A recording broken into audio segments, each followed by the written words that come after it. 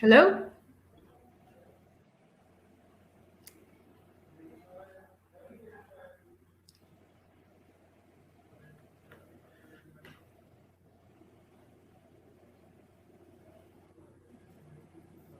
Hi, everybody. Can you hear me? Yes, we can hear you. That's good. Well and clear. Okay. Yes, so welcome to Building in Kenya, Vibrant Kenya webinar, the third one in a series of 3 that we've had since May. We've had one in May, we've had one in June, and this is our July one. We're just waiting for more people to join in. I see about 20 people are in the room. Usually we hit around 80 people, so hopefully more people will be joining us soon. It's just a wonderful sunny morning in June. I think we have missed the sun in Nairobi. Climate change is real. It's been cold since April, 13 degrees every day, and we're just happy to see the sun. I don't know, Edward, whether we should be happy or not to seeing the sun in June, but surely she has been missed. And I'm not referring to June, the panelist, I'm referring to June, the month. So thank you so much. Today is a very exciting day. Robin Emerson and Emma Miloyo, who are co-authors of Building in Kenya, the one and the only kind of book in Kenya that just takes people through the process of real estate development. And we've, been having a series co-hosted with Vibrant Kenya. We're in the business of selling buildings in Kenya, so and providing a platform for people to be able to, operate. So we kind of are kindred spirits in that sense of facilitating and ensuring the real estate industry is able to thrive. And even as we talk about in real estate industry thriving, we are very much conscious of the fact that we live in an ecosystem, and a built environment is one of the biggest contributors to carbon emissions. I think about concrete and cement industry on its own contributes about 30% to all carbon emissions, and that's why today we thought it was quite right to have this conversation this morning. We'll be having a part 2 session. First one where Robin is going to moderate. The second one I will moderate. So I'm just going to hand over to Robin. The second one will have Etta Madete, an architect, and Stephen Wilu from National Construction Authority, who'll be giving us a perspective from building code. But I'd love to hear something from Robin, who will carry on the session and introduce our wonderful panelists this morning. Over to you, Robin.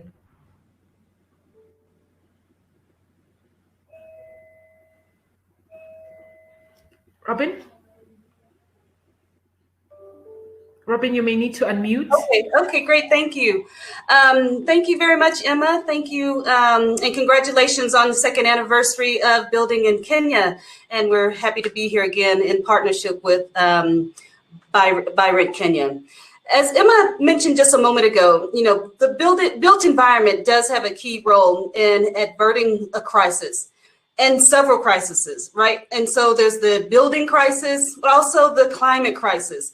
And so what's our role in that? There is no doubt that the earth is changing.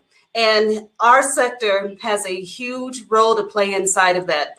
From where we build, it impacts transport and transportation and how people are moving about. We have water usages that our sector plays a role in, the way that pervious cover and so forth, and how that impacts the heating effects, if you will. And so we have a big role to play in this climate change fight that we're up against. I know our panelists feel the pressure that they say that we actually have a diminishing window, if you will, to impact this climate change issue. And so we wanted to close on this series to talk about this pressing issue and to bring the experts in Kenya that are working on this issue from various aspects of it. So you're in for a treat today. We're so glad that our panelists have joined us. And so let me first start by introducing the 2 panelists that will be in the first session. So June Arunga Kimani is the CEO of Usafi Comfort. And she will share with us a little bit more about the amazing work that she's doing and the technology she's bringing with on-site wastewater management solutions. But she also is the newly elected vice chairperson of the Kenya Green Building Society. So thank you very much, June, for being here. And then we have Dr. Edward Mungai, who is the CEO of the Kenya Climate Innovation Center. And, and that is so important. That is someone that is actually focusing on those innovations. And there are a lot of innovations that are coming on board. And we just want to have a discussion about that and invite us to look at how does our sector, the built environment, the spaces where we live, that we work, how does that impact that? So June, I just want to ask you a question. You are inside of the Kenya Green Building Society, and you are also, if you will, on the ground working with innovations and products and that will bring solutions to people in their building innovation. What do you see as the marriage between the built environment and this issue of climate change? Green space, green innovation. What for you is the marriage between the two? Thank you so much. Shout out to Building in Kenya on turning 2. It's marvelous to have created this platform where people can actually find verifiable information, which is, I feel, is the spirit of Building in Kenya. And inside the green building sector, that's needed more than ever because it's a bit of a mystery. What does green buildings mean? And like you said, how is it connected to the climate crisis and so on? So first of all, buildings constitute a huge part of our lives. We spend a lot of time in buildings. Whatever it is we're doing most of the day, we're doing in buildings more and more. We're no longer, outside in the farms as we predominantly were. And from their construction to the space they occupy, to the energy they consume, to the embodied energy in the materials used to build the buildings, it takes a lot to make a building, to run a building, and to ensure that even the waste that is generated in a building is properly handled in order to leave a neutral impact on the environment. Otherwise, generally, buildings leave a negative impact on the environment as we speak right now. Therefore, there is now the push towards net neutrality for buildings so that we can actually highlight that impact that buildings is having on the environment, and then try to reduce that impact, and where it can't be reduced, deal with the greenhouse gases in ways that we can actually cancel out that negative effect, to put it in layman's terms. So there's a lot from paints to concrete to the energy consumption to wastewater production. There's a lot that buildings contribute to the status of the environment and to human well-being in general. I hope I answered your question. You're on mute, Robin. Sorry, thank you. So I mean, you definitely have, pointed out what the nexus is between the two. And so helping us to see that these buildings don't just happen in a vacuum. They're not just somewhere and don't have any impact or any residual left behind, if you will. So Dr. Mungai, in your center, in your center, are you looking at, how do you see, when you're looking at climate innovation, how do you place the built environment when you're thinking about innovations at your center? Where do you place our sector? Well, thank you very much, and also for inviting me, to give some views here.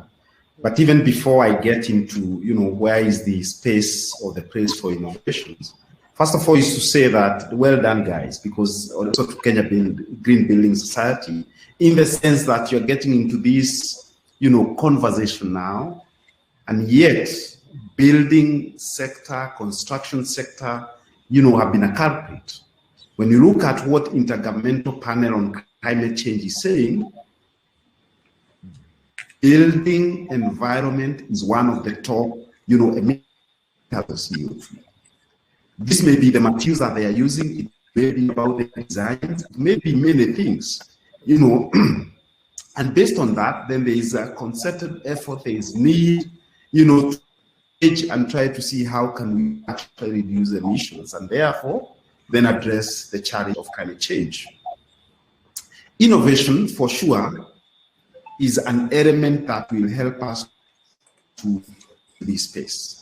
When at KCIC we talk about innovations, we talk them from two perspectives. One is about technology, but second is also about what we call a business model, or if you like, when we talk about building sector and building an environment, is delivering a product in a different way that respects the environment. It must not necessarily be about technology.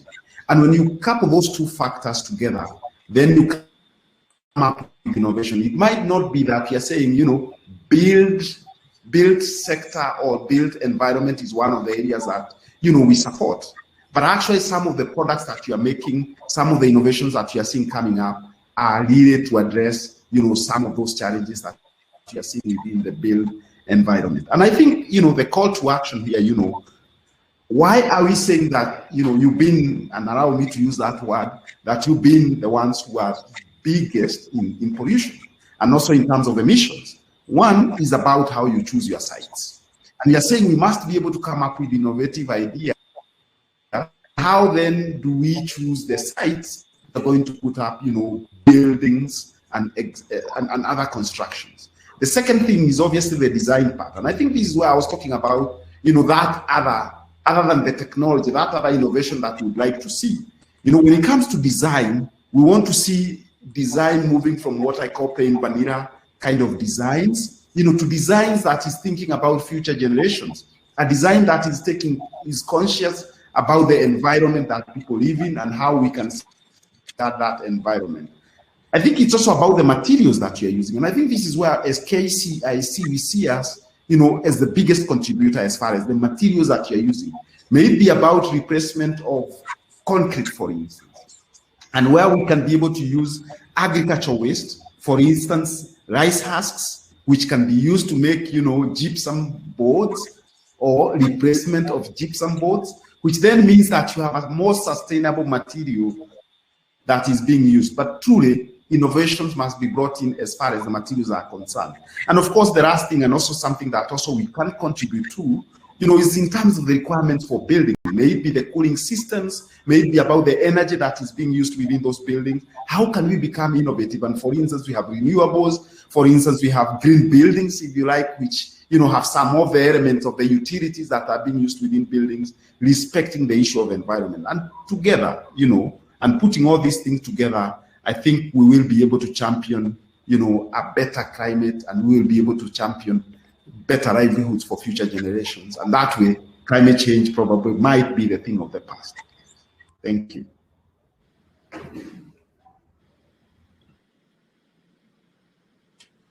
You are on mute. This is, for some reason, it's going off automatically. I'm not even touching it. So maybe it's climate change. The climate change bugs don't want this conversation to happen. The gremlins. Robin, you keep on blaming climate change for everything. It's fine. Those gremlins don't want this to happen, or to hear my voice at least.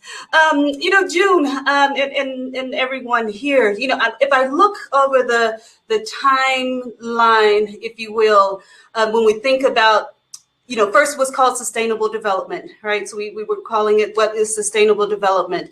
And even, if we look back historically, how houses were being made here in different ethnic groups, we could say there was some sustainable there. They may not have called it that, but there was some, lessening effects of the leave behind of their houses and their homesteads and so forth. But then, of course, industrialization, as it rolls in, and big building and so forth, some of that may have gotten lost, if you will, and we started to go for glossy, big, anything industrial, and then the pendulum started to swing back to thinking about, hey, this might not be something that will, be here for as long as the Mayan ruins or the Egyptian pyramids. We need to be thinking in another way.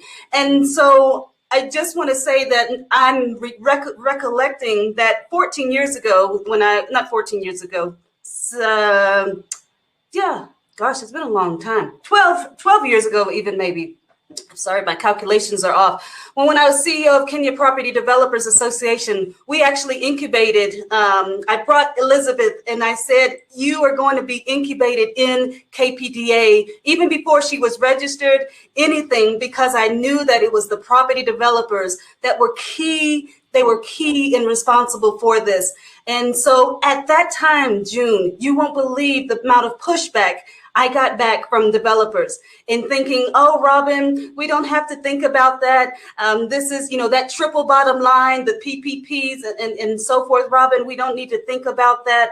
But I was warning of, this is our responsibility. And so to now start to see and even as you both mentioned, that even at this time, it seems innovative to have this discussion, right? Even at this time, it still seems innovative to have that discussion. And so at that time, we were looking at what were some of the barriers to understanding this. And so I'd love to hear from both of you. What are some of the barriers still to transitioning to some of the best practices of this development? Is it at that time we were thinking about, is it the insurance industry that won't maybe relegate or insure some of these new products? Is it policy? But we know that we have new financing bonds, green bonds that have come on. We know that other things. What are the barriers? I'd love to hear from you. What are the barriers to wholesale adoption? Maybe June, you can go first. Okay, I was going to say maybe Dr. Mungai can go first, but that's fine. My personal view of it is that there's still a need for much more awareness, but if we wait for awareness, we might wait too long. I think there is a strategic sector that can actually, if they buy into this, and we're seeing organizations like ABSA beginning to provide that thought leadership in the financial sector, which is the sector I'm thinking about. If the financial sector were to make this a gating factor, that the game would be over. If the financial sector were to take the issue of sustainability seriously and say we're not going to finance any more developments if the designs are not shown to be consistent with certain standards. The standards exist. I think the IFC has also shown leadership in creating standards like EDGE, which are easy for people in the industry, consultants in the industry to use and developers to adhere to. Organizations like KGBS are doing what they can, but there's IFC, and then there's quite a bit of green financing now being made available. The banks have been sitting with it for a while, but we're now seeing that the challenge had been internal buy-in and cogent kind of products that the finance industry felt they could actually go for, even the multilateral investors. So I think really the crux is at finance, and once finance sorts out their business models and what products they want to put out there to incentivize going green, by removing a percentage point or two, because those incentives have already been provided to them, then the market will move green for sure. Okay, great. So I want to ask, who's responsible for this incentivizing? Is it the government's role? When we think about the government's role is to for protection of the public, if you will. Is it this knowing and this knowledge? What is the government's role in that nudging to steer people towards best practices that they know is in the good of the people? So Mungai, I'd love to hear from you also, barriers and government's role, and if you have anything to add there. Yeah, for sure. And, government is actually one of the points on my list as far as, the barriers are concerned. Not necessarily that I'm saying they are barriers, but we'll get to that point. I think point number one, is this point that June was talking about, awareness. And it just, sent me back, I think, 30 years ago or thereabout, when a conversation was started about clean cook stoves. And, a lot of messaging was going out there, but that messaging didn't have any effect. I mean, personally, my own mother, have had this gospel of clean cook stoves for more than 25 years. And only probably about 3-4 years ago is when she switched, because her thought was that, Githeri, as an example, cannot be cooked on a biogas. It cannot be cooked on a clean cook stove. This is exactly what is going, with the project owners and project developers. They are in denial. But that denial is because we also, Kenya Green, KGBS, and others, probably we need to communicate exactly what are the effects, of climate change to their investments. And if then they can be able to understand that clearly, then we'll be able to see some traction for people changing and switching, to better ways of constructing, which then respects the environment. So awareness creation is key. The second bit is also about, we are talking about innovations here. And I don't think we have gotten even to a point where we are showcasing what innovations are there. So I think there is also a responsibility. I'm not too sure whose responsibility it is, to show exactly what alternatives are there. One thing is to tell them this is the challenge, this is what's going to happen to your investment. The second thing is to tell them, yes, this is indeed what you can be able to use to plug in that gap, and hopefully some of these technologies will help them to become better. But more so, the government is also required. And why do we need government? We need government for policy making. And that is the role of government. So government must be able also to come up with policies, and they are trying. I must say that they are doing their bit, but we need to see more specifically on the built environment sector. A good example, for instance, is these solar water heating systems that they put a couple of years back. Very progressive, and based on that, we have seen more and more buildings having solar water heating systems. We want to see more of this being replicated, and hopefully then we can be able to push people, because one, they can go voluntary, and I think the 2 points we're talking about voluntary, but they also need to be pushed, where we have some regulations. But also to the point, of June about financing. Actually that to me is my least concern when it comes to financing. Why is it the least concern? Because these days, everything that you talk about finance, it becomes sustainable finance. And for sustainable finance to be able to tick the box, if you are a developer and you want money from ABSA, you want money from KCB, then indeed there is a checklist that they will have to go through. As we speak, I'm working with one of the major banks, trying to help them on a criteria on how they will be able to assess their project as far as climate change is concerned. What does that tell you? If your project doesn't respect the environment, doesn't respect climate change, then you will not get financing. Because financing is moving from, the traditional finance to sustainable finance. So it's a question of, the stakeholders within the built environment sector to start thinking on how they can bring in the word sustainable within their projects, and hopefully then they can be able to unlock the financing. So that's how I see it, and those are my 2 cents. Thank you.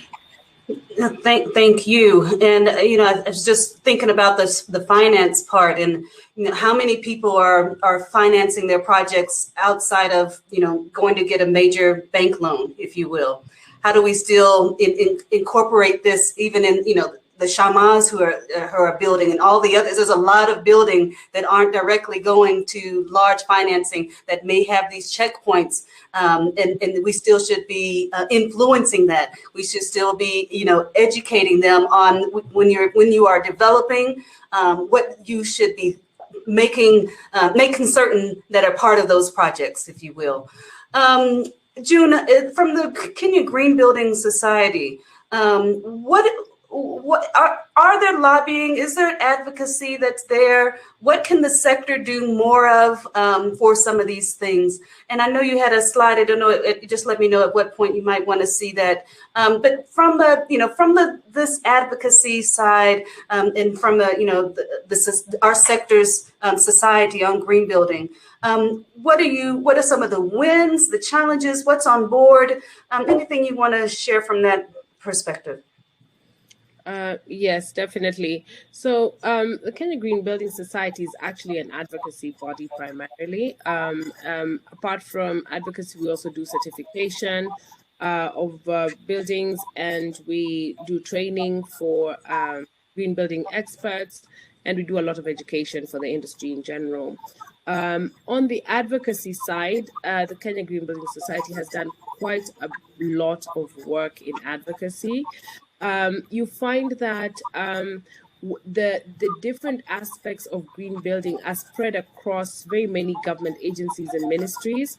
And so that's why it's really difficult to see major celebration of specific wins, because they're spread across many different strategies that are, if you think about a building and all of the things that are regulated inside a building, there are many, and we address kind of each of them. So on the energy side, of course, there have been significant wins, but I would say the biggest one is, I'll mention two that are worth noting.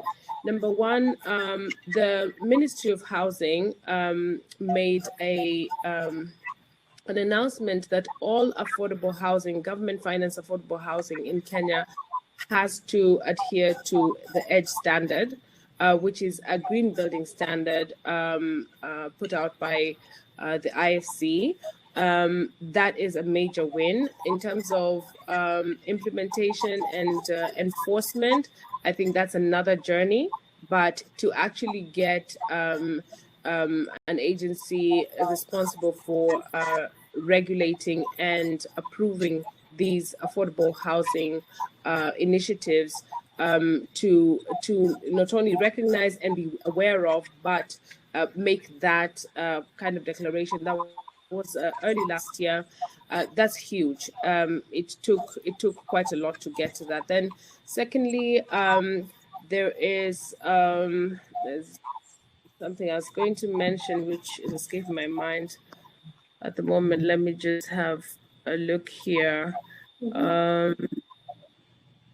The building code. So the building code is under review, was under review, as you know, and KGBS spent quite a lot of time reviewing the entire code for sustainability and for green building practices and standards, and made presentations to the committee in charge. And the feedback we got was quite positive. A lot of what they were hearing, they said, was just made common sense, and were wondering why hasn't that been included before. And so we're really looking forward to seeing what will come out of that process in terms of that infusion, that attempt to infuse sustainability across board within the building code.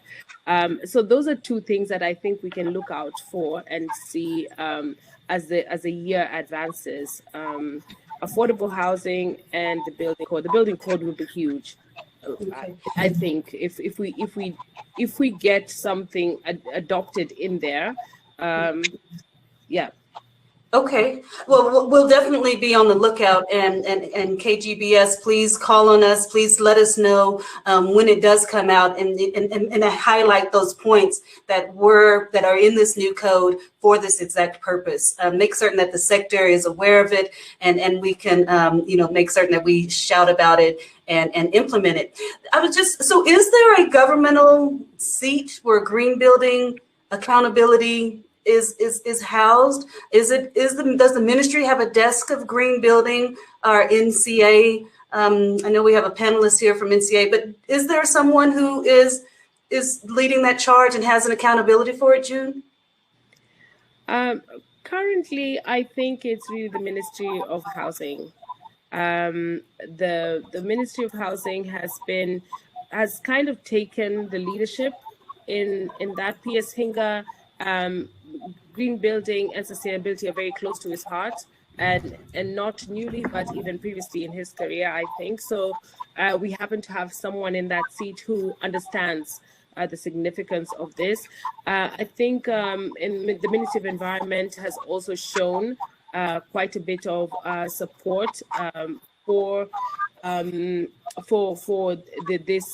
enforcement side of things, and the awareness side of things as well, in terms of supporting technical training. But maybe Dr. Mugai can also share a bit, because he, I think, probably might have some further insights on that. But currently, officially, there isn't a domicile of sustainability per se. I know that the Ministry of Housing is thinking around that, and I think that's also something that would be interesting to look out for, maybe somewhere towards the end of next year. Yeah, there's some rumblings about Manchester, an organization where this can be deciding. Yeah, for sure. I also don't remember, a specific body within government which is championing green building. But the thing is that, and I'm giving this as, as a forecast and kind of foretelling into the future, that this is indeed coming. And why do I say it's coming? Number one is that the government of Kenya last December went in and confirmed not only that they are going to reduce emissions by 30%, but they also increased that to 32% as far as the NDC is concerned, national determined contribution as per the Paris Agreement. Now, that said, the government therefore is keen to look at the sectors which are being challenged and the sectors that are big emitters, where built environment and construction is definitely at the middle of that. And in this case, then, we have seen, conversations, not necessarily that there's something that is being put, but believe me, that sustainable building, green building, will be the in thing in the next couple of years if we are going to meet, the requirement that you have been put of 32% cut in emissions. And therefore, this would probably bring in this mindset that we have about deals with that. But I am not only within the built environment sector, but also for banking, for instance. We've had central bank now wanting banks to reduce emissions on their project. We have seen Capital Market Authority also trying to come up with new regulations. Nairobi Stock Exchange yesterday, they issued, a guideline on terms of how people are going to report both on climate change, but on other sustainable things. And therefore, this is the time, and it is coming, and it will be sooner than we expect. Thank you. Okay. Well, that is, good stuff to look ahead on. We asked both of you to call on the built environment to rally around. I think, sometimes when they know that you have a force behind you, a group of people that know that we can barely wait any longer on this, it may come sooner than later.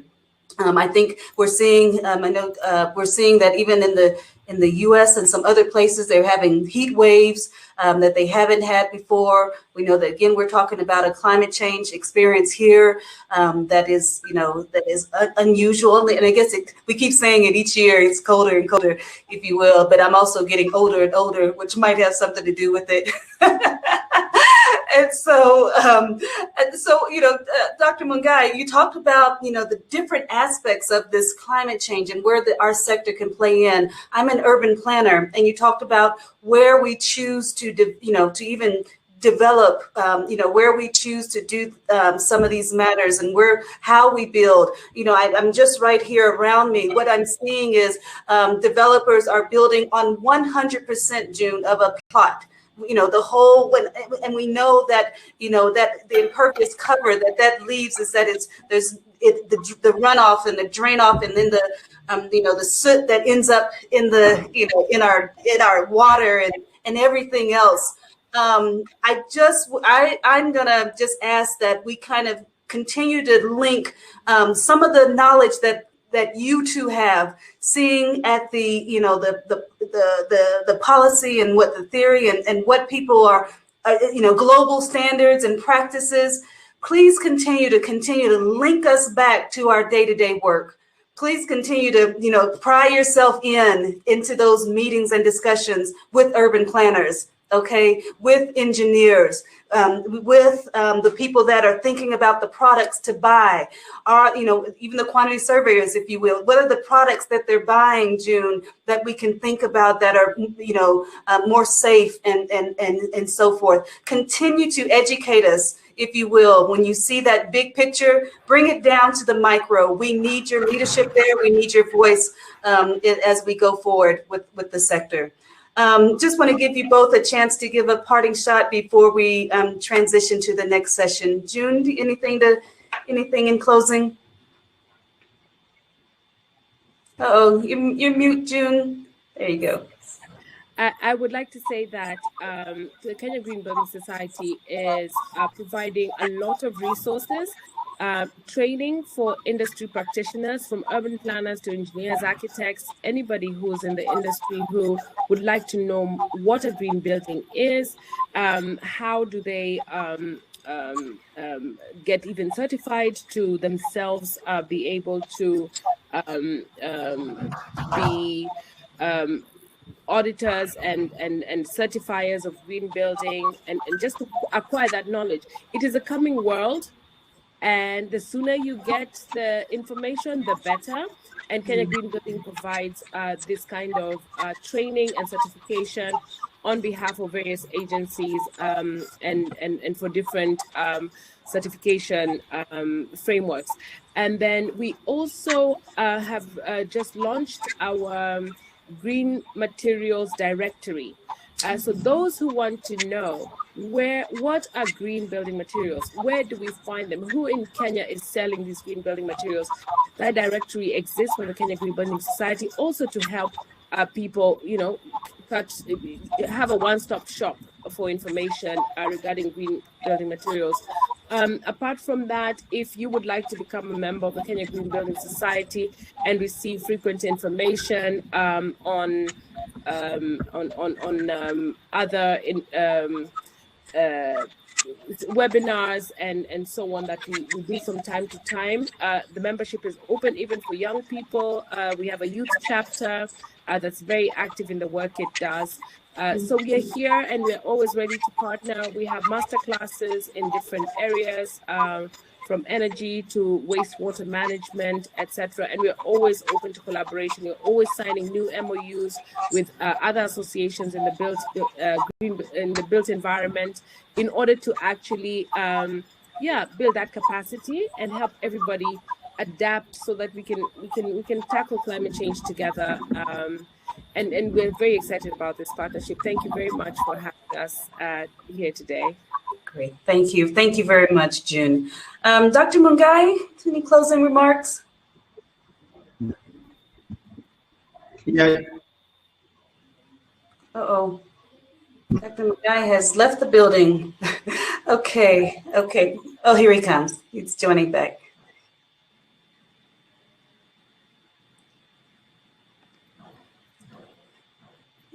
Dr. Mungai, can you hear us? Yes, I can hear you. Can you hear me? Yes, there you go. Please close. Hello, can you hear me? Yes, we can. Yeah. Can you close? Yeah. So Yeah, so Robin, I just want to continue from where you stopped. You know, you talked about we should continue educating, but I think this journey requires more and more apostles, who are evangelists, and all of us in our own individual situations. We must be able to call it and be able to push the agenda, because truly, as I was saying, government of Kenya have put very good mechanisms. They do have regulations, they have policies, but then when you also look at, you know, implementation, when it comes about enforcement, is still a challenge. And that enforcement can only be done, you know, by us, by trying, you know, to call it and go in the voluntary way. So my call to action is for everybody. Let us be championing good things that are addressing climate change, and we continue promoting them. And that way is how we can be able to make a difference as the people, you know, and as champions. Thank you. Okay. Great, thank you. Thank you both very much. I'm gonna just check here in our chat to just see any questions that that may have come up. Let's see, June, we have one question here. Somebody's asking about the procurement process embodying materials such as cement, sand, efficient water. I don't know, maybe they're asking, is there any standards that are being put in with the procurement? And maybe I can ask here, I'm always looking at, you know, who is one of the biggest builders in the economy, the government? So in their own buildings, June, do you know if they have such of these kind of standards and so forth? Are you aware of that, and or anything that we can, or is that one strategy that we can try to implement? They're one of the biggest builders, and they can lead by example with this. Yes, KGBS has been working with various counties to actually introduce this at that level, and with the Ministry of Housing also to introduce the idea that government should audit its buildings. If for nothing else, just start at the point of changing bulbs to LED bulbs, which is becoming, you know, remove the old fluorescent tubes and begin there. Next step for a lot of at the county level, to consider solar PV for lighting, and there are products in the market that are kind of useful now, and have the business models deployed where they don't even have to put up the capex, and so that transition, they can see the savings immediately on their electricity bill. So there's we have programs in, I think, 3 counties so far to create those pilot projects so that other counties can see and learn. And so yes, that is something that these buildings were designed in the 60s and 70s, as you know. So obviously they're far from energy efficient and the like, but some of them actually have pretty good ventilation, natural ventilation. It's interesting, some of those 70s buildings, but the government ones definitely, that could have a major impact if government took that seriously and implemented this kind of initiative, even just from a cost saving basis alone. Okay, great. So maybe that is one that we can also get behind, and just kind of just even saying, aside from the retrofitting of buildings, all new buildings that they're building, in their procurement, in their tenders, when they're calling for professionals to work on these works, are they including that even in their own, standards? In their own standards, are they saying this is critical? And so I think that we need to be looking in there and saying, that's an easy start, if you will. These are easy, low-hanging fruit that we can start to see a sea change in this way, if you will. Okay. Let's see here. So we have I'm going to open a poll here for everyone that's in attendance. And the question is, do you believe that if you had more information on green policies, that you would incorporate sustainable designs in your developments? So please, everyone that is in attendance, you see that the poll is live. take a moment and while I'm doing that, I'm going to thank June and Dr. Mungai for being here, and ask you to give us a space for the next set of panelists to come on. Thank you so much for being here, and we look forward to continue to observe the conversation in the gallery. Thank you. Thank you for having us. Thank you very much. Thank you. Okay. Let's see. Thank you so much. Say it again, Doctor. But I said thank you for having us. Thank you so much. Okay, great. Thank you. So, yeah, there you go.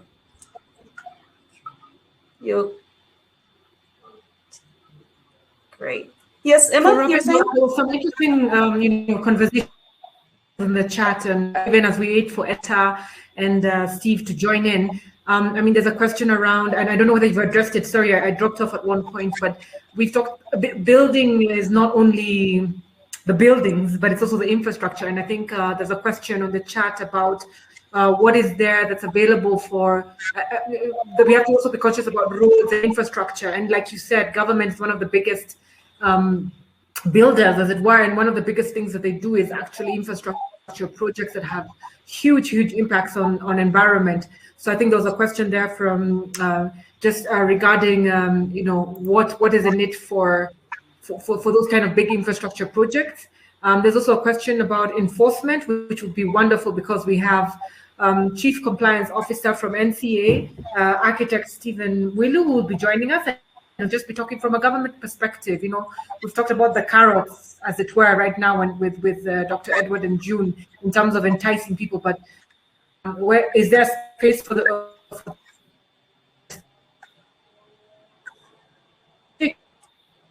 and developers and the like? Really, sometimes having it in law is the fastest way to get people to comply. We all know now none of us uses paper bags. And we got dead with one just because government says that. So there is a role for government to direct in that way. So I'm looking forward to the discussion, Robin. And for those of you who've joined us and don't know, today is our anniversary of Build Kenya.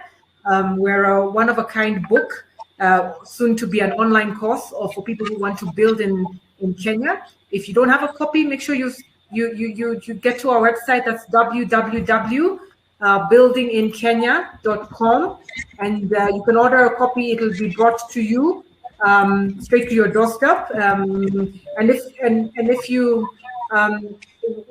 you're around Yaya or in town, you can step into Prestige Bookshop or Bookstop at Yaya Center, and you can get yourself a copy. Step-by-step guide for anyone who wants to embark on a Mjengo project and to understand better. And today's conversation is around building green and averting crisis. Robin, do you have any comments, even as we wait for Etta to join? Yeah, I think there's I see Etta coming in. I think that, Emma, I think, it's just kind of how, I think this is one of those things that where's the tipping point on this, right? This is something that's gonna, we need a tipping point, and we can't, any of us, you and I, just kind of get comfortable and think that it's being done. I think we need to continue to, at every angle and every opportunity, be looking for opportunities to infuse this, if you will. So glad that Etta has joined. We have one other panelist coming in. Let's see where Stephen is. Welcome, Etta. Hi, glad to be here. Thanks for having me. It's been a great discussion so far. Thank you. And even as we wait for Stephen to come in, Etta, you're an architectural designer at BuildX Studio, an Aspen Senior Fellow. I wondered about the senior. And just tell us, the first question is, when we talk about sustainability, it's almost sometimes, Robin had said that it's how we have built traditionally. And then when we started building like how the West built is when we forgot some very fundamental things that we were already doing. We're building with materials that were around you We were always there was always natural ventilation, natural lighting. These are not foreign concepts, as it were. But the question comes in now with modern ways of building. The conversation around cost.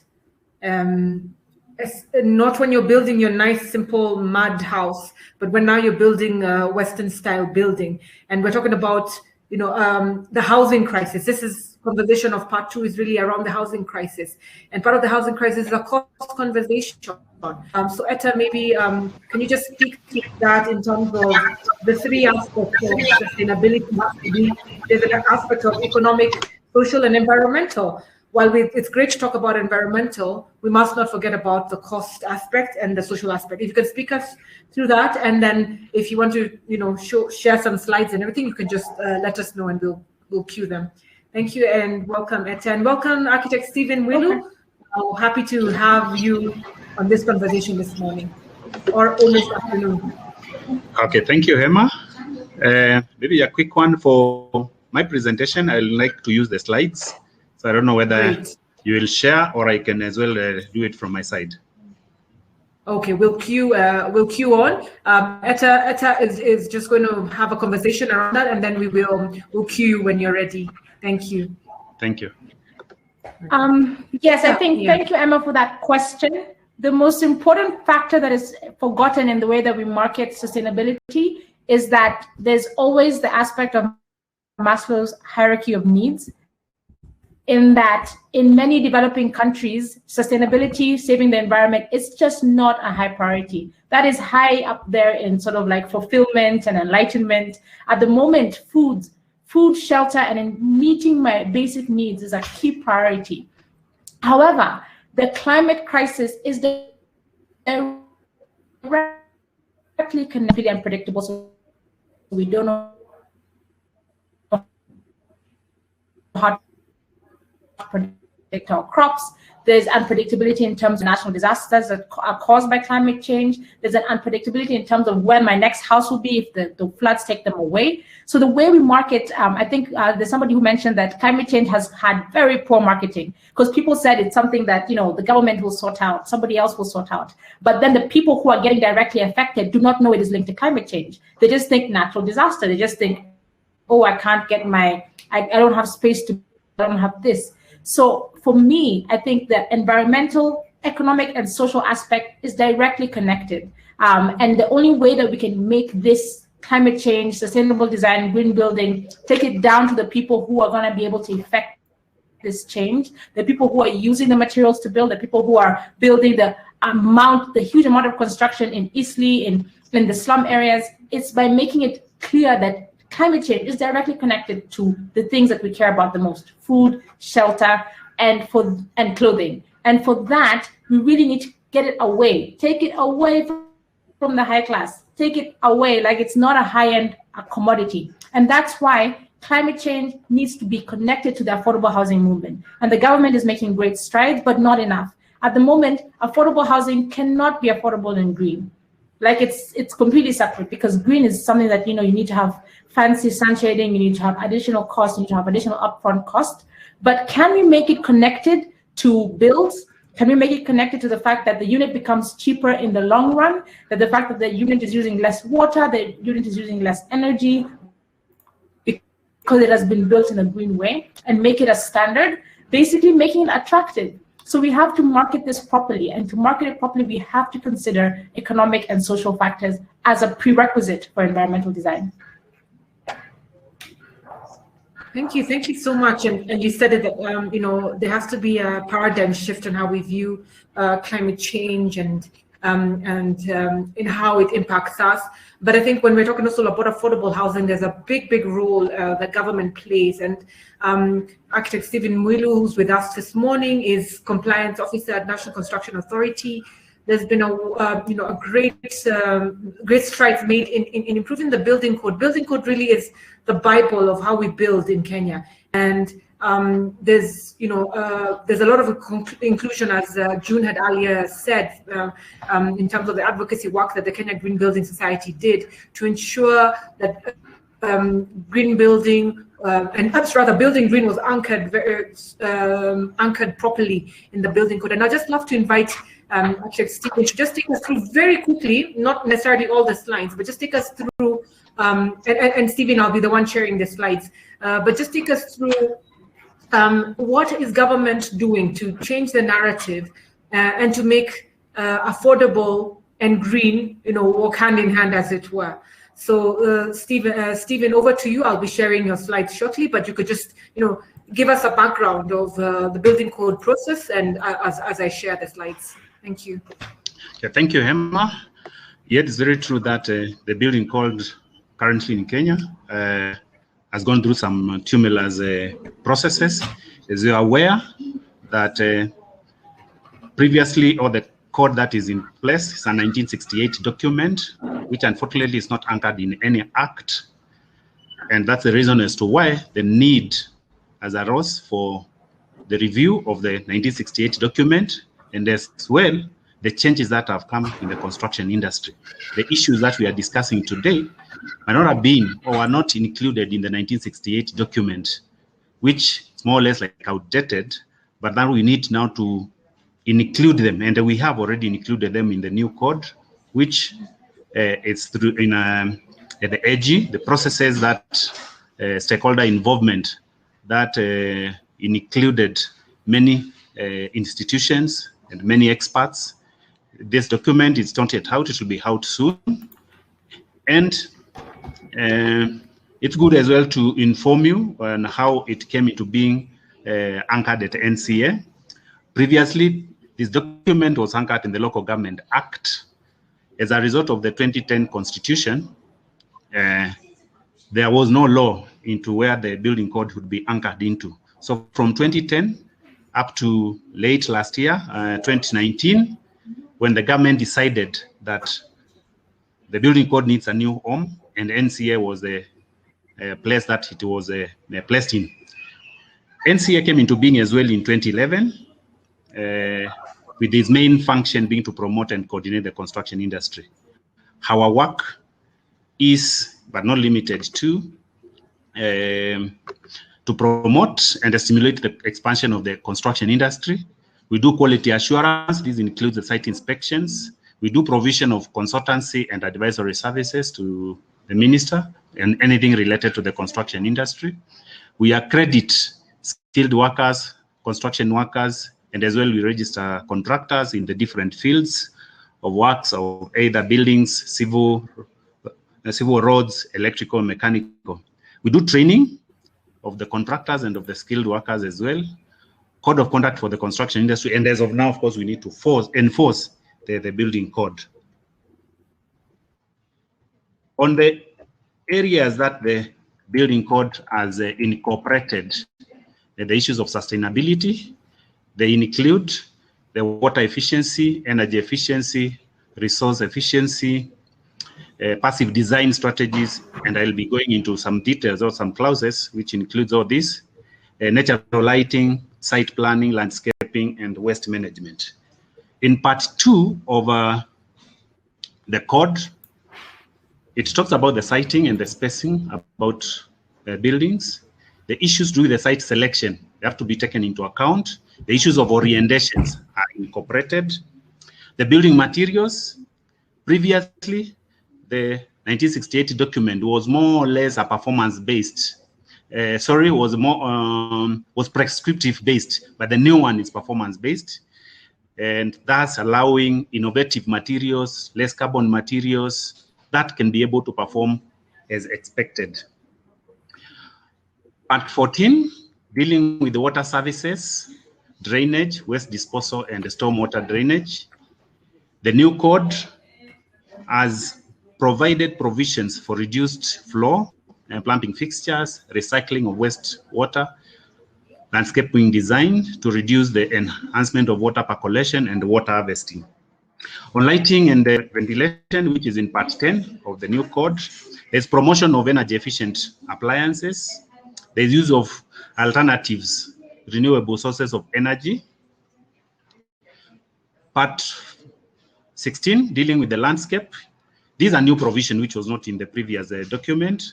and it provides for greening of at least 20% of the development that one is doing.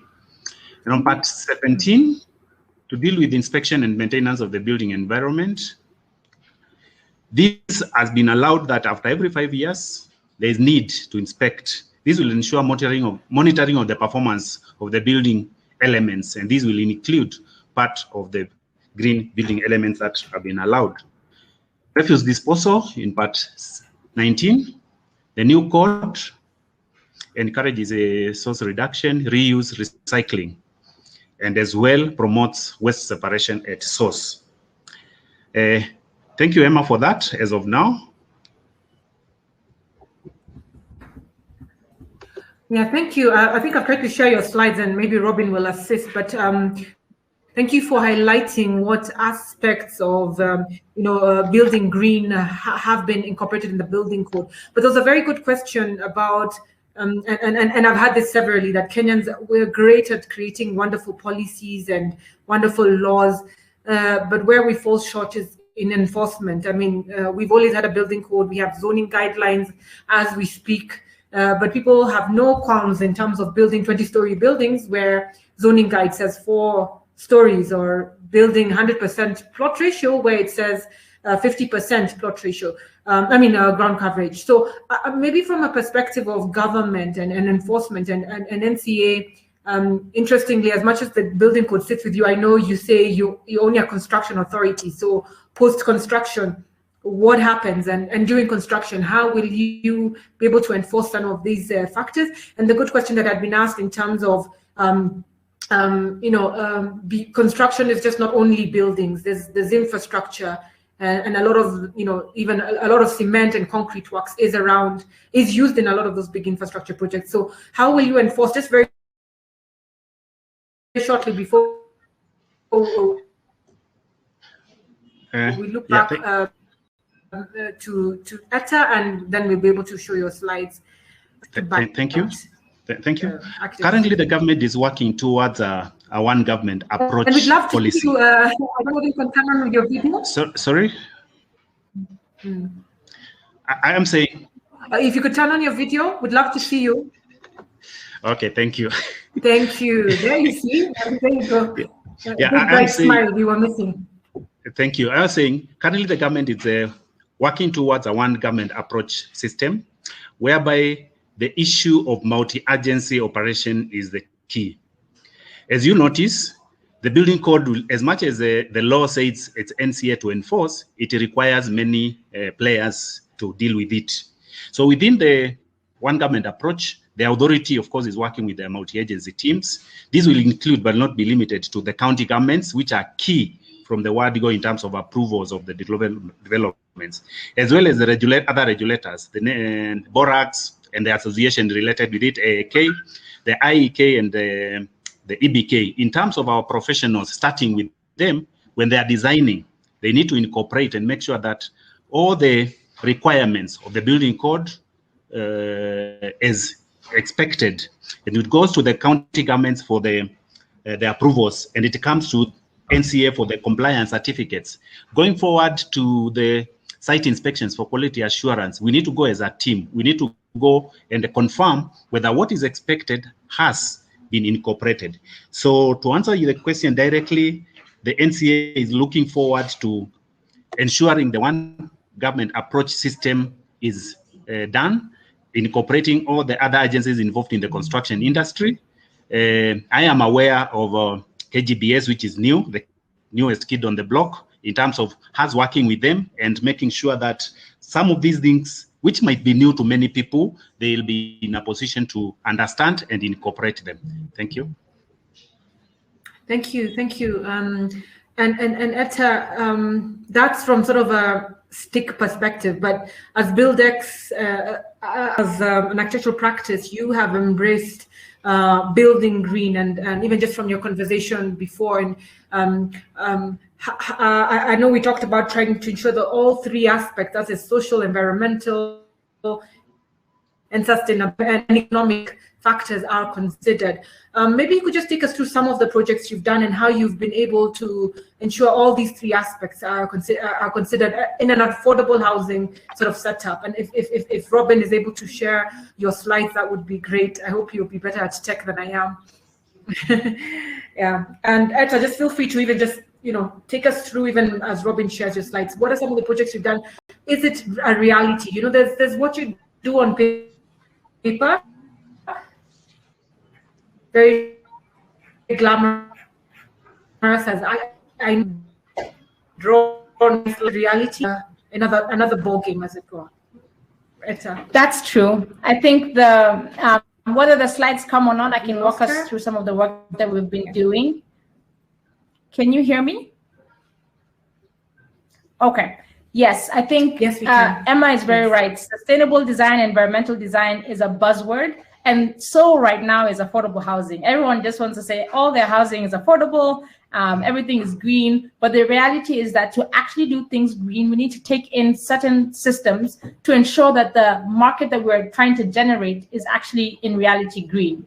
It's not just something that we say that we do, but it's something that is actually happening on the ground. And I'll take us through, for example, the affordable housing project we're working on right now at BuildX called Zima Homes. And in this one, we're working with a project on Gitaro Road in Kiambu. And there's been 4 key aspects that have enabled us to sort of be successful, things that we're struggling with, and things and lessons learned that I think the entire sector can benefit from. One is that you cannot say you're green unless you have a form of rating system to check the measures that you're inputting are green. As a designer, as an architect, just saying, oh, look, I've planted some vines on the side of my building. That is not a green building. Why are they there? What are they doing? How are they going to be maintained? Does that mean that you're going to now end up using a whole bunch of water resources to maintain this green landscape? It has to balance. All the different aspects of green building have to balance. Energy consumption, water consumption, as well as the embodied carbon of the materials that you're using in the building. And as June mentioned, IFC and KGBS and the government have been trying to advocate for EDGE as a tool because it's free to use, it's free to incorporate into the building, and it can be used as a design tool, even if not necessarily used for certification. The second thing is that public sensitization. So our project that is coming on here is we're planning on doing 20,000 homes in the next, by 2050, but not necessarily rebuilding. Our first building, our first prototype will be replicated and open source to the market. We have to change. We need to get everyone, all the players in the market working together to get this. So if you go next, can it go next? Yes. So public sensitization doesn't just start from the actual design. So for us, we have interviewed over 300 people who are going to be the target end users of this. So we have gone into the different markets in the bottom 40%, whether it's in the Wangigi market, whether it's in the low-income settlements, for people who are going to be buying these affordable housing units and asking them, what is important to you? What is a criteria that you use for this? Is green building even important? Or how will you make sure that you end up using the right lighting systems? And how can we enable you to be an effective green building user?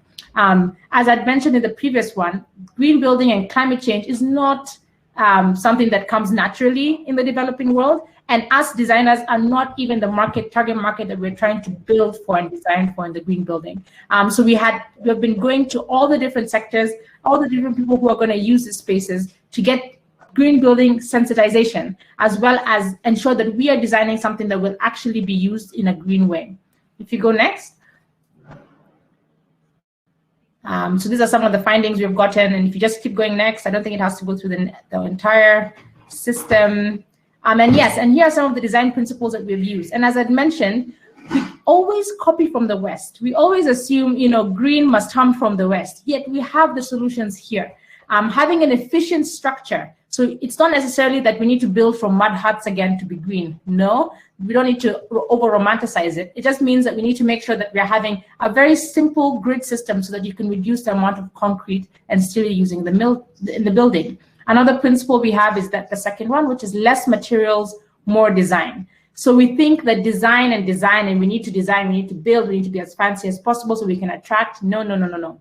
What do you need? How efficient and simplified can you make the building such that you're not using unnecessary resources, but still making it a beautiful and wonderful space to be in?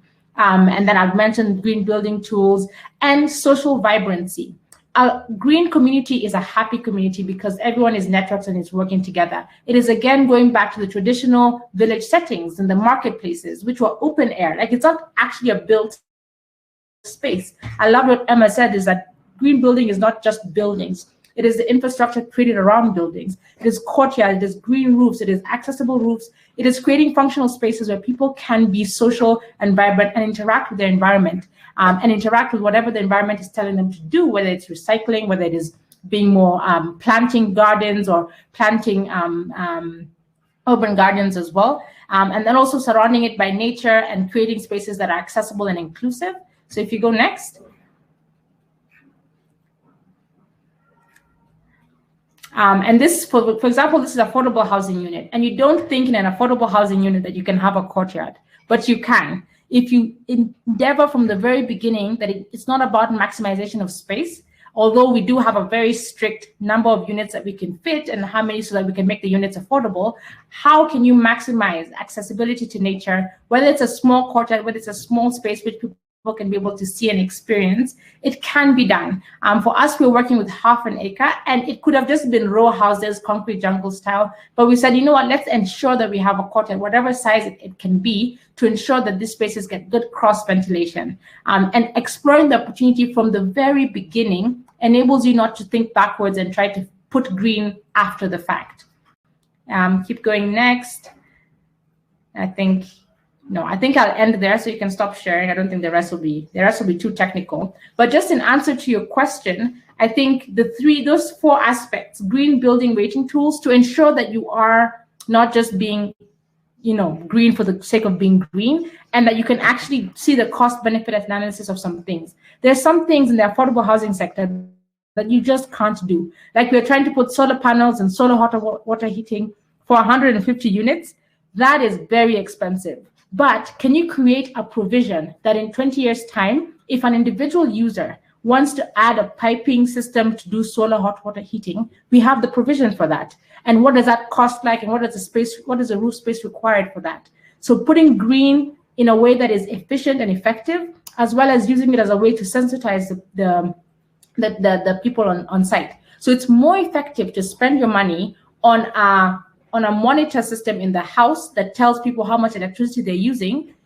And for that, they'll be able to see, oh, if I use LED, if I use this, they can immediately see. And they can see within that tool that, if I install this in 10 years' time, I might pay this upfront, but I'll save this in terms of electricity consumption or hot water usage. So it's about putting smart tools which can enable the user in the 30 years. I mean, operational energy is quite high in the affordable housing sector, to be able to be green. And the second is public sensitization. We cannot ignore the fact that green is a buzzword that nobody understands and nobody seems to know how to access it.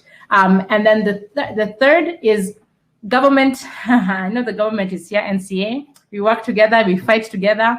But to be honest, the green building climate change has not trickled down to the people who are actually trying to implement this. Like, we're having a huge fight right now with the Kiambu County because they really want us to, they insist that we must move our kitchen so that the lounge, so like we need to move our kitchen so that but we'll put the kitchen in a specific location so that the lounge has natural light, which is the space you spend the most amount of time. And that argument is falling on completely deaf ears because this green building aspect has not trickled down to the government. And beyond that, I believe the government entity that really should embrace this is NEMA and the environmental impact assessment that we're all required to do, but it's completely a separate conversation. So if there's a way we can integrate NEMA license, the struggle we use to get NEMA licenses, as well as the NCA and planning approval, to be able to get this sort of agencies to talk to each other, I think it will make a great step forward. And yes, and the last ingredient I believe that is necessary is sacrifice. You will not win on every development. And at BuildX, we have that experience. You really won't. But just making one stride, trying to use the right kind of materials, The plan for us to get to sort of sector transformation is a 50-year plan within BuildX, and it has nothing to do with just what BuildX can do. It's about what the entire sector can be able to do. Can we open source? Like Zima will be completely open sourced as case studies for green building, for gender lens design, for environmental design, for accessible finance. Open source is such that the next 10,000 affordable housing homes in the next 10 years, people see, oh, I can do this, I can do that, I can't do this, and this is the struggles that we've faced, and continue building on that, such that in 30 years, the sector has transformed. We cannot be selfish about green building. We need to educate the public, let other people also try out their systems, work together, both at government and developers and builders and designers, so that in 10 years, 20 years time, we see the change. Right now, it's sort of individual efforts, one, and that won't be effective. So yes, green building rating tools, sacrifice, public sensitization, and government bodies, let's work together, please, please, and we'll see the sector change. Thank you. Thanks. Thank you so much, Etta, and it's wonderful to have two of you playing on each other. It's called healthy tension on a panel, yeah? And I think you're all on the same page, because Architect Stephen actually did say that it's about government agencies working together. It's very interesting about NEMA, and they're nowhere in this conversation. So that's very funny that it's NCA on this. But if they all start talking to each other, then NCA, which has maybe better connection with the construction industry, is able to, be the voice and the channel that NEMA is able to converse with us. County governments who are on the ground are able to converse. So I think that whole aspect of once, government agencies talking to each other, and talking to us in one voice, because sometimes you're hearing multiple voices, you think you're, going crazy or something, because everyone's telling you something different. But Etta, thank you so much. I think you've put it up so well that we should talk to each other about things trickling down, about public participation, and it's all of us together. It's our planet. It's not one person's planet, it's not government's planet, it's our planet, and we must all look at it as a long-term journey and not despair. And I think breaking it down into little steps is very useful, even as speaking as a practitioner in an architect, that sometimes selling the entire pitch to a developer may not work, but saying, hey, in 10 years you could do this, so let's put this in place. Let's be intentional. I think the intentionality is very, very, very important. And thank you for your sentiments.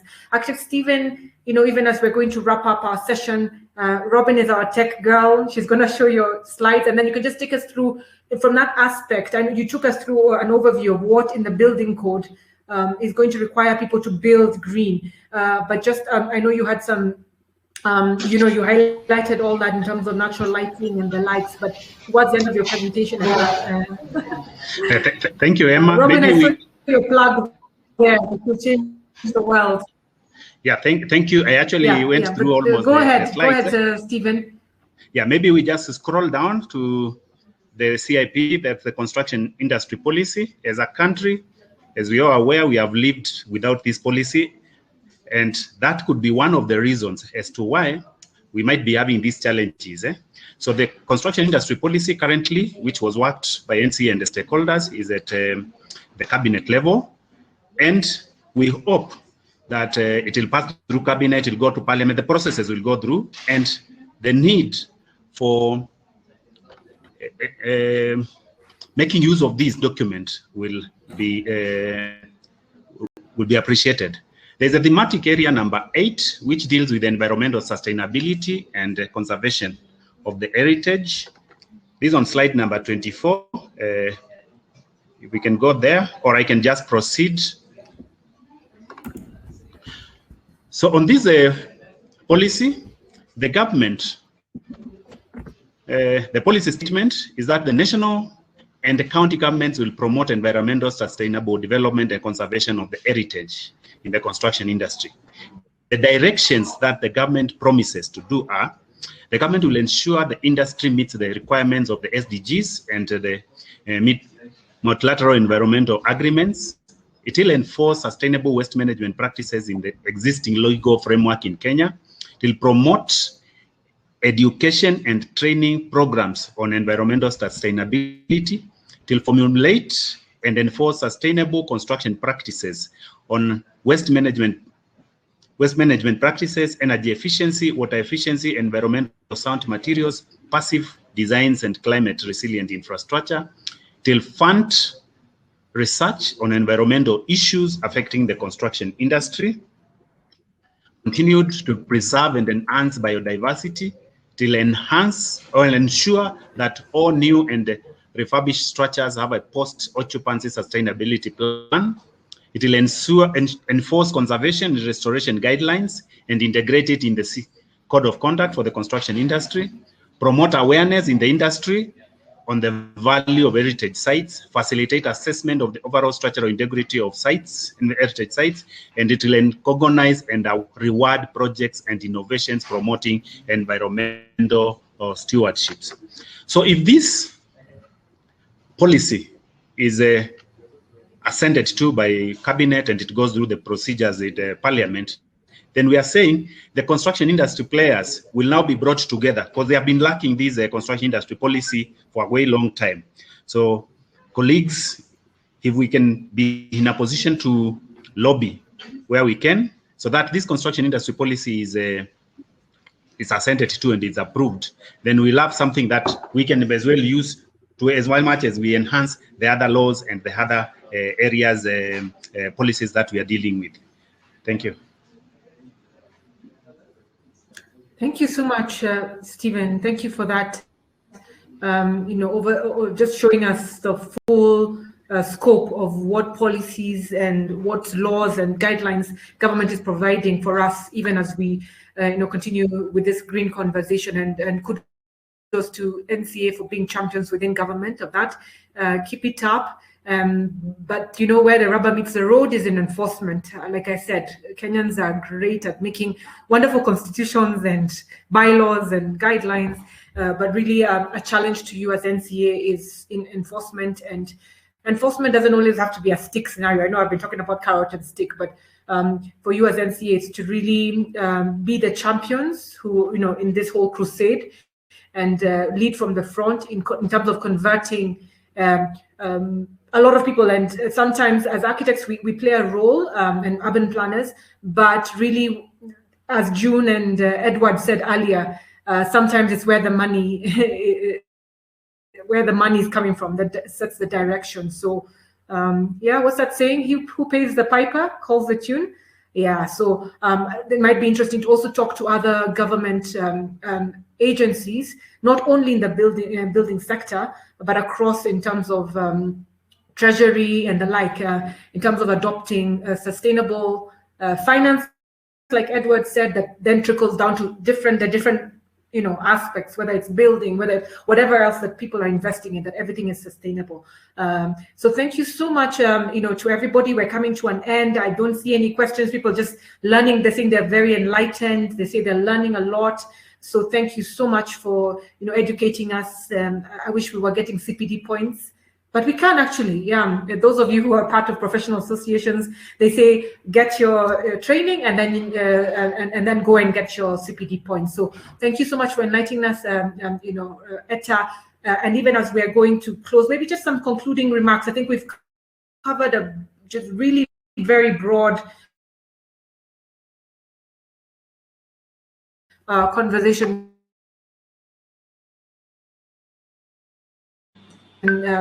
This morning, to actual, what would you like to leave us with, Etta?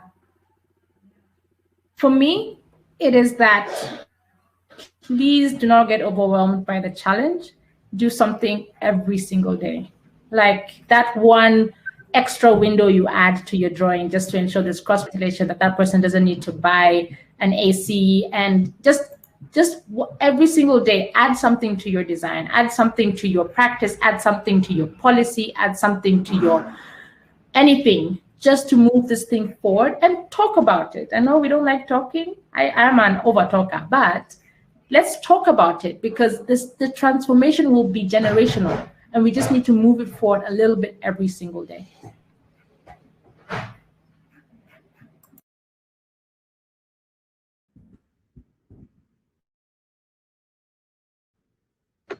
Architects, yes. Yeah, thank you. From me and from the point of view of the National Construction Authority, Ours is to do regulatory, capacity building, and advisory. All these we cannot do alone. We have to work together with the other stakeholders in the industry. The construction phase, as we are aware, has many players. So we are ready and willing to partner with the like-minded agencies so that we can be in a position to provide advisory to the government, advisory to the public of what is expected of them. And of course, for the regulatory bit that we have been given, we'll use the stick when necessary and we'll use the carrot when necessary. Thank you.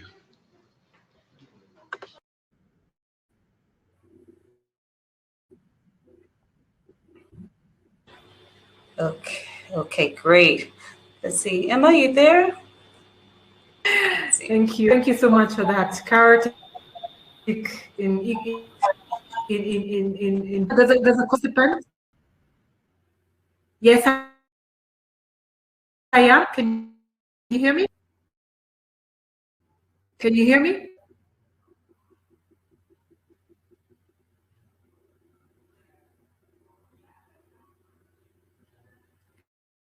Can you hear me?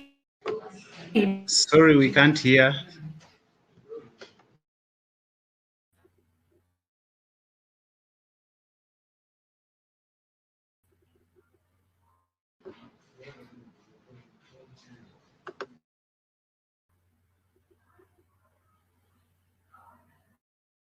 Hello, can you hear me?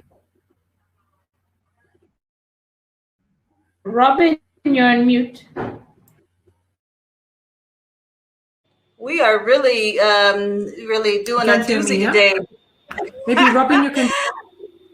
Yes, I'm going to continue. So just want to let you know that the poll is open. It is open. Please answer that question. Take a moment and do that. We love your feedback. If you had more information on green policies, would you incorporate sustainable designs in your development? As Etta said, it doesn't have to be the big thing. So, you know, it's what's your my little thing, if you will. If Professor Wangari Maathai was here, she would say, what is your little thing that you're doing in this regard? So while those polls are coming in and those responses, we want to thank Etta and Stephen, both architects, for being here.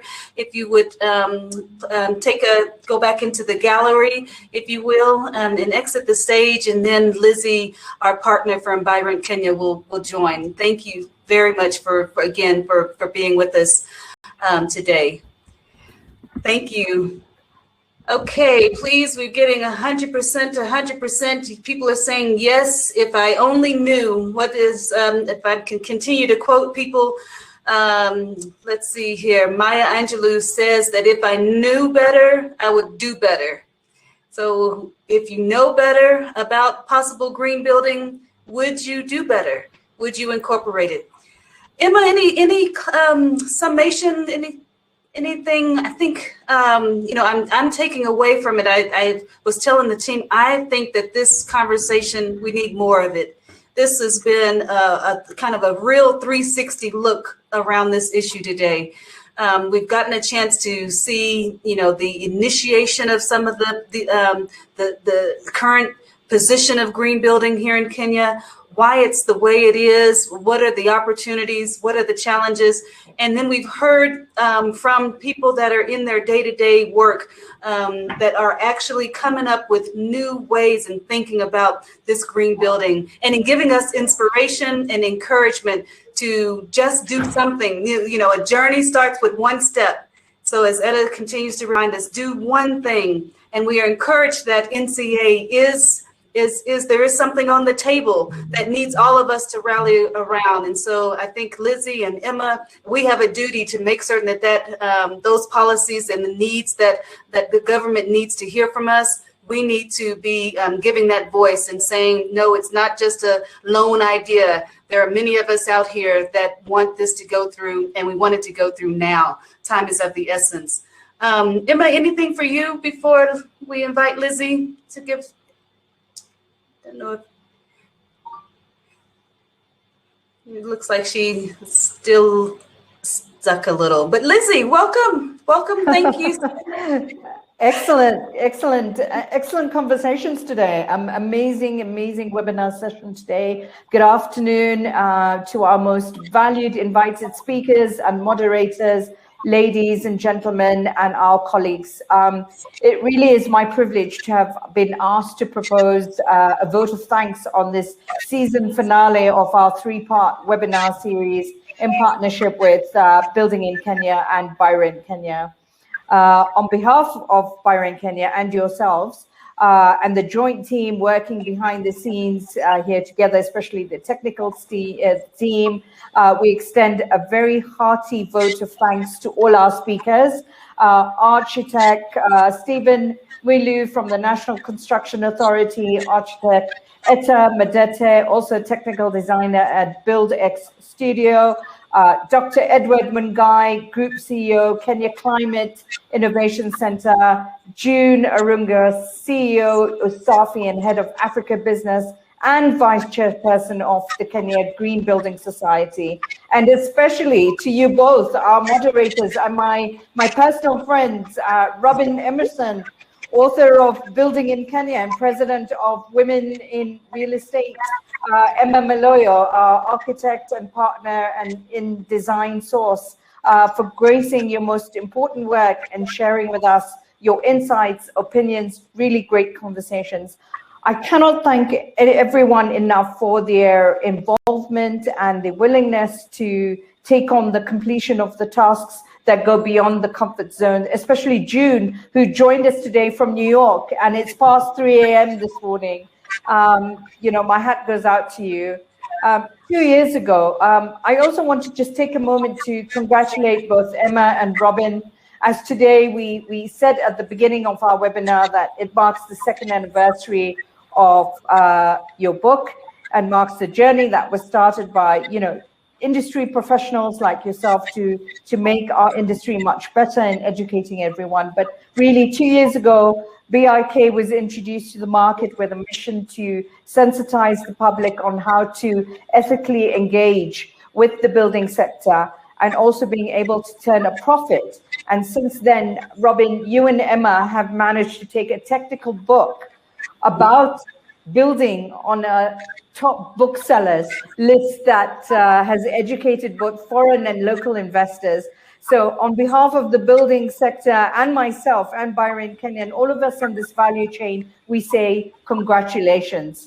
And if any of you haven't gotten this copy of this book, you please visit this website, www.buildinginkenya.co.ke. And we also thank you very much for being with all of us today. It's been a great pleasure. For more information on our webinar series, to participate as a webinar speaker or participant, do reach out to us on our Byron Kenya social media pages. And if you want to look at developments in Kenya, please take a look at the developers map that's on our website currently. Thank you, everybody. And if you have more questions, do feel free to reach out to us. Once again, well done, ladies. Congratulations. Yeah, definitely. And Lizzie, we cannot thank you enough for your friendship and your partnership. I think that we, you know, in a space and a friend that is there to willing to host these conversations, to empower people in the sector, your clients, developers. We thank you. Our hats tip to you and everybody on the Build Vibrant Kenya team, if you will. Thank you, thank you, thank you. You know who you are, Sam, Kelvin, everyone. Thank you. Emma, anything? Okay. Well, we are going to dance our way out. Thank you so much. Thank you for those kind words. Thank you. Yeah. Yeah.